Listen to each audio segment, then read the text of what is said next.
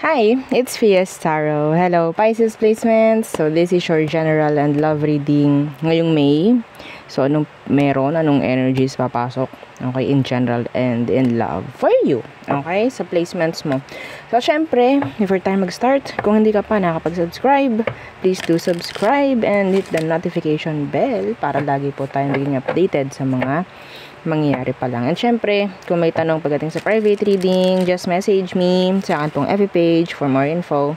Ganun rin pagdating kay Perception of Light. And sa mga naghahanap naman ng healer, si Kuya Dingsi naman po yung pwede naming may refer.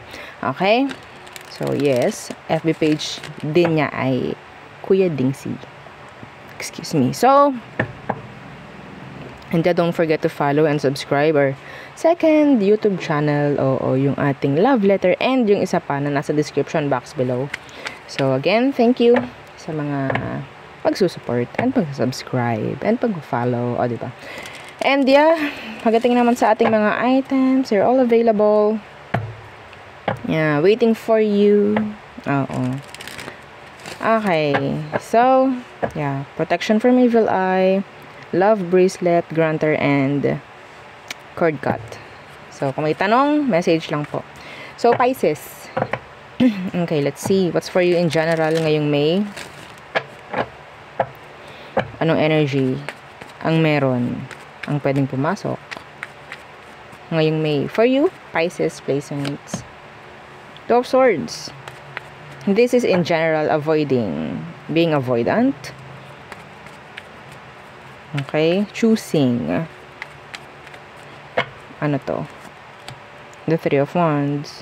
Meron kang mga tatalikuran, mga iba-block. Could be, yeah, energies in general. Three of Pentacles, and mas pipiliin mo na parang merong i-work out, i-build pagdating sa sarili mo. Okay, yeah, Page of Wands Universe kasi pwedeng hindi ito nakakatulong sa iyo sa growth mo, improvement mo, whatsoever. Kaya may mga iba-block ka. Okay? So, maybe, kailangan mo gawin yun para magkaroon ng improvement or progress. The Devil in reversed. Yeah. So, parang tatanggalin mo yung sarili mo sa isang toxic na sitwasyon, toxic na energy, whatsoever. Okay, that's nice. So, what else for you, Pisces?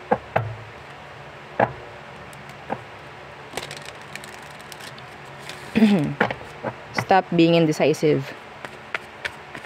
Some of you. Okay, Ace of Pentacles, money. Big money. Changes, if ever. In general. Ace of Pentacles, please. Yeah. Oh, your money is going up. Yeah. Your money. Oo. Some of you, ito ay parang patungkol sa progress, no? Patungkol sa paayos, sa paganda. Parang ganyan. Six of Wands. Some of you, this is, sabihin nating maraming makakakita ng pagbabago pagdating sa'yo. Okay? So, yeah, the Two of Wands. This is talking about victory, success, kung ano man, yeah, in general. This May, maraming mangyayaring pagbabago na pwedeng makikita, ma-appreciate, no, na ibang tao. Parang ganyan. People will give you sabihin nating attention. Okay? Attention. Maraming energy. Sa totoo lang. Pero, yeah, in general, this is good. Okay. What else for you, Pisces?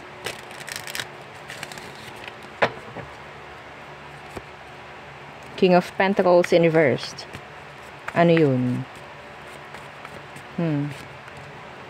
The Magician in reversed.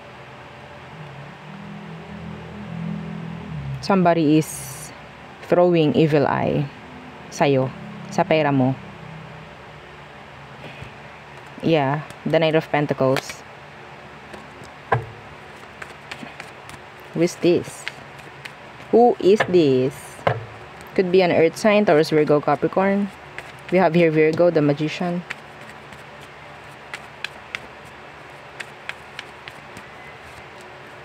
Six of Pentacles.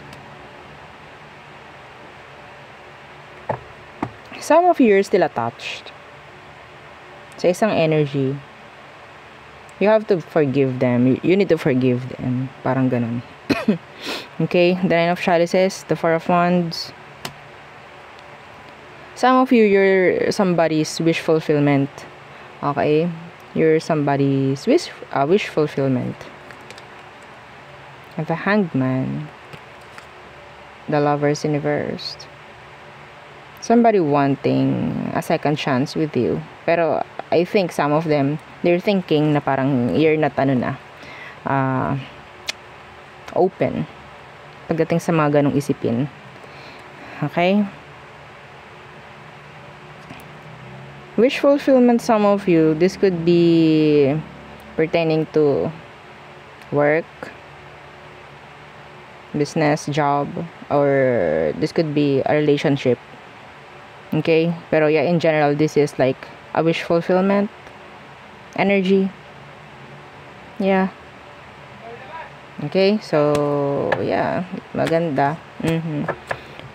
Yun nga lang, protect your energy kasi there's this energies na pwedeng nag-throw ng evil eye sa'yo. You have to protect your energy, Pisces. Okay? So, what's for you naman in love? Let's see. What's for you in love? What's coming in for Pisces in love? Situation, let's see. Ano bang merong situation sa iba sa inyo? Ano yung malakas na sitwasyon pagdating sa love or connection? Two of Pentacles inversed.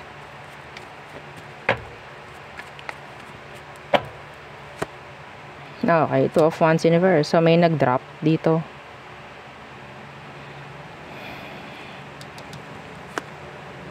The Lovers inverse. Actually, meron ako nakita ditong energy na parang umasa na mayroong mangyayaring progress. Pero wala walang nangyari.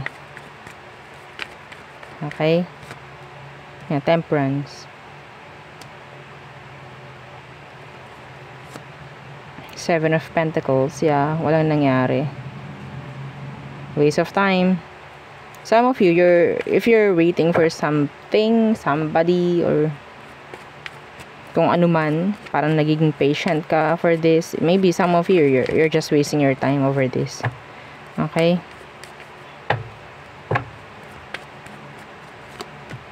Yeah, the Sun.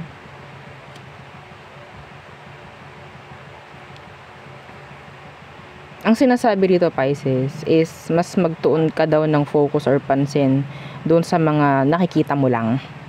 Okay? Doon sa mga taong open sa'yo. Parang ganyan. Pagdating sa connection or love or relationship. Parang ganun Huwag ka masyadong magbigay kung hindi naman same yung frequency or energy na ibinabato sa'yo ng kakonect mo if ever. Okay, there's regrets afterwards. Kung ikaw itong parang, nandun yung panghihinayang or what. Pero, actually, sabi nga, mas maganda ng parang ginawa mo kung anong mga gusto mong gawin, no? Or parang ibinigay mo yung mga sa tingin mong kaya mong ibigay sa isang connection para naman walang regrets afterwards, no? Pero kung sakali man na parang patuloy na nangyayaring ganun and hindi naman balance, then it's time for you na mag-isip-isip na. Okay? It's time for you. Five of Swords in reverse, Three of Swords. Hindi naman tayo martir. Okay? Na parang titingin na lang sa mga sabihin nating isang dahilan para masabi nating tama yung ating ginagawa. At i-set aside, iisang tabi yung 1,000,000 dahilan para hindi mo gawin, no? Yung mga bagay na ginagawa mo. Okay, I don't know, like, 'di ba?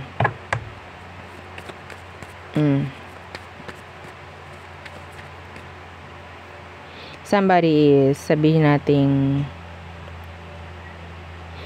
still open, waiting for you. Pero they're like, okay, para kung wala nang hinihintay dito. Parang ganon. Some of them, they're not doing anything because of their ego and pride. We have here Earth, Fire, Sagittarius, Earth, and Leo. Okay. Some of you, may nangyari something sa inyong dalawa nitong nakaraang, I don't know, may narinig ako March or summertime. Okay? So, what's for you naman, mga singles, pagdating sa love? Okay. Pisces in love. Single Pisces. What's for you? What's coming in for single Pisces this May? Okay. Whoops. Strength. Yeah. Leo placements. Leo energy. 5 of Chalices. Somebody. It's parang regretting. Kung ano man to. Sandali lang. Yeah. Page of Swords. Kung ikaw tong may binlock, there's this somebody regretting. There's this somebody who is stalking you right now. Okay? Yeah. Single ka from that person. They're stalking you. They're watching you. 2 of Chalices in reverse. Pwedeng binlock mo or binlock ka. May regrets. May mga gustong sabihin itong taong to. I don't know. Some of them pwedeng nag-message sa'yo. Yeah, the world. So, they're coming into their senses like, okay, parang ito na yon, or sabihin natin parang this is the, putting the final nails sa coffin. Parang ganun yung energy, no? Pero, this is like acceptance. Acceptance. Yeah, the Tower. This is acceptance. The Ace of Swords, the 9 of Pentacles, the Knight of Wands in reverse. Kung sino man to na naging single ka, okay, sinasabi rito na your person, your ex, I mean, is watching you. They have regrets, but yeah, they're accepting everything kung anong meron sa inyo sa ngayon. Okay? So, pagdating sa new energy, there's somebody who is into you, they're watching you, pero they're like, they have a lot of, sabihin nating boundaries or blockages. Okay? Some of you pwedeng nasa malayo to, or I don't know if pwedeng sa FB or kung ano man ang tawag dyan, platform na ginagamit mo. Okay? So, they're interested sa'yo. They're interested. Some of you, they will, sabihin nating approach you like unexpected. Unexpected. They will send you a message. Yeah. Let's see. Yeah, a message. This is online, I think. Some of them, they're attractive. Whether we're female or male. They're attractive. Okay.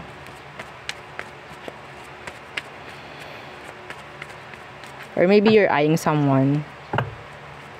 Parang meron kang ginugusto. Some of you have to heal first. Okay? You have to heal first.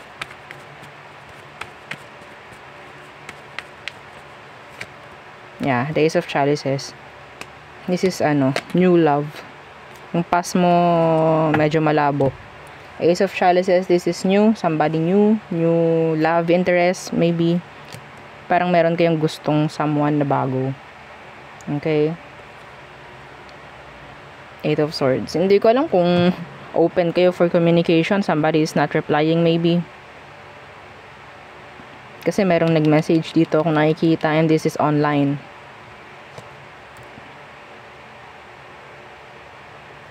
I don't know kung bakit.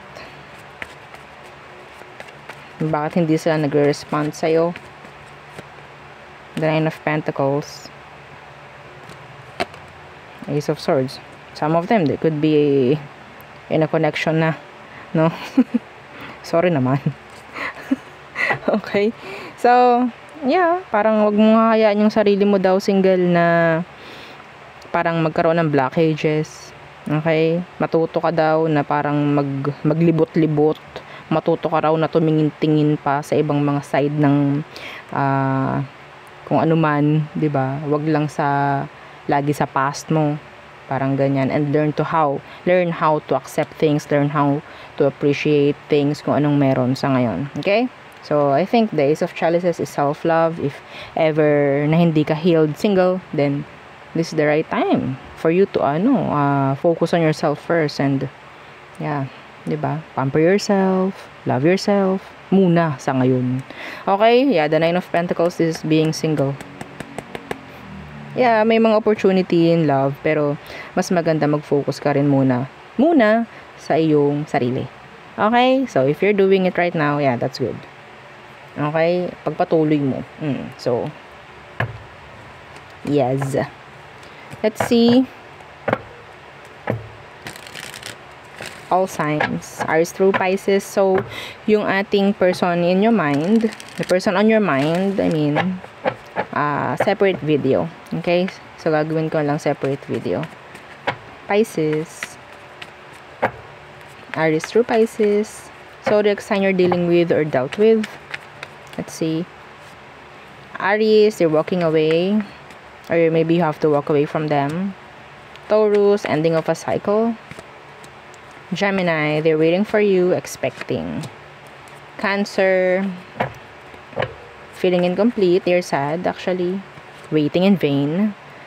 Leo, emotionally closed off. Like, immature. I don't know. Some of them is like, hindi sila ready pagdating sa emosyon. Virgo, no progress. Yeah. Feeling nila parang ang laki nang nawala sa kanila. Their back is turned actually. Okay. Libra. Some of you may chance ng reconciliation with the Libra. Some of them there may chance na magkita kayo ng Libra.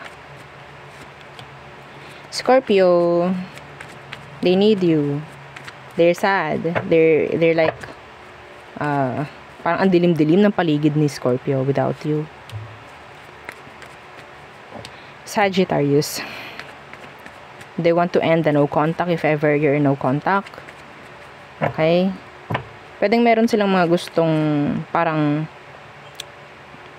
sabihin natin kalimutan na sa sitwasyon kung sakali. Capricorn, they love you unconditionally. They're thinking of you, yeah. Aquarius, i-crush ka ni Aqua. Pisces, crush ka ni Aqua. Pisces, there's regrets. Okay, there's regrets. With this Pisces. There's this, still, yung energy is like merong holding on, holding back. Parang ganon. Anyway, so there, yun ang aking reading for you, Pisces placements. Again, please don't forget to like, share, and subscribe. And follow our FB page. Thank you. Bye.